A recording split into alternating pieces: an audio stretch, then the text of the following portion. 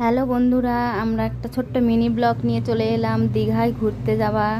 প্রথমে আমরা হাওড়া স্টেশনে 6:45-এ ট্রেনে উঠে পড়লাম। এবার দীঘা স্টেশনে নেমে গেলাম দেখো।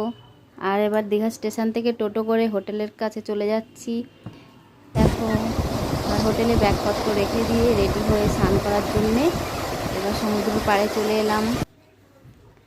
দেখো এখানে এরা বসে বসে কেমন ঢেউ আসছে, স্নান করছে বসে বসে, নিচে নামতে দিচ্ছে না, অনেক জল বলে পরে নামতে দিয়েছিল।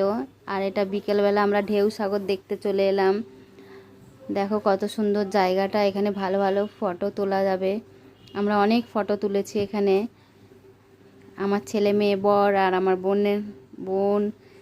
বোনের মেয়ে তার বর সবাই মিলে অনেক ছবি তুলেছি এখানে, অনেক মজা করেছি।